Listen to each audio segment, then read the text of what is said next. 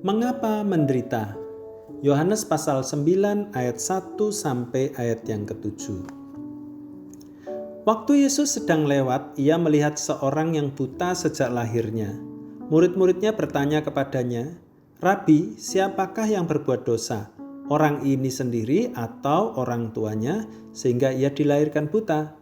Jawab Yesus, "Bukan dia dan bukan juga orang tuanya, tetapi karena pekerjaan-pekerjaan Allah harus dinyatakan di dalam dia. Kita harus mengerjakan pekerjaan dia yang mengutus aku. Selama masih siang akan datang malam di mana tidak ada seorang pun yang dapat bekerja. Selama aku di dalam dunia, akulah terang dunia."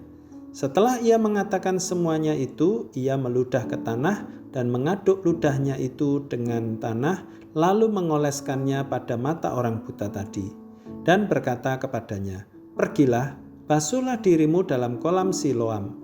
Siloam artinya yang diutus. Maka pergilah orang itu, ia membasuh dirinya, lalu kembali dengan matanya sudah melek. Hanya beberapa hari setelah penembakan di sekolah Newton pada Desember 2012, Maureen Dowd memberi judul tulisan di New York Times pada tanggal 25 Desember, "Why God?" Terjemahannya, "Mengapa Tuhan?" Di mana Tuhan saat peristiwa itu terjadi? Mungkin dalam kehidupan yang sulit ini kita juga sering bertanya, "Mengapa Tuhan?" Kemudian kita berusaha mencari jawaban akan penderitaan yang terjadi.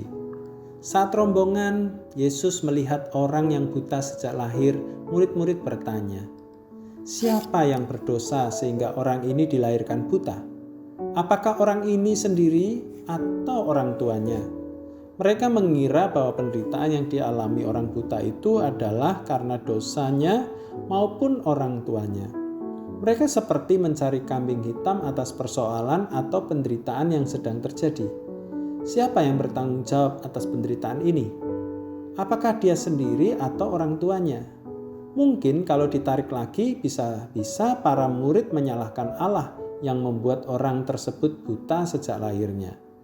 Mengapa seseorang, bahkan anak Tuhan yang baik sekalipun, bisa menderita? Tidak ada jawaban yang pasti. Namun Yesus menjawab pertanyaan itu dengan bijaksana. Yesus mengatakan bahwa melalui orang buta tersebut, pekerjaan Allah akan dinyatakan dalam dirinya. Alih-alih mencari siapa yang salah, Yesus melihat suatu permasalahan sebagai kesempatan untuk melakukan pekerjaan Allah. Tuhan Yesus datang untuk memberi solusi, yaitu menyembuhkan orang buta tersebut. Mengapa kita menderita? Paling tidak ada dua alasan yang logis. Pertama, karena dosa kita sendiri. Kita melakukan kesalahan di masa lalu. Cara untuk keluar dari penderitaan itu adalah bertobat. Kita tidak mengulangi kesalahan yang sama lagi. Di masa depan, kita menjadi orang yang lebih baik. Kedua, karena kita hidup di dunia yang sudah rusak akibat dosa, sehingga penderitaan bisa dialami siapa saja. Jangan menyalahkan siapapun juga. Lalu apa yang harus kita lakukan? Kita harus berdamai dengan diri sendiri dan menerima kenyataan hidup yang sulit.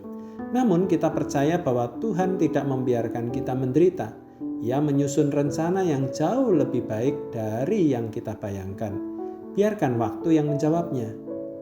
Penderitaan karena mengikut Kristus pasti menyatakan kemuliaan Allah. Tuhan Yesus memberkati.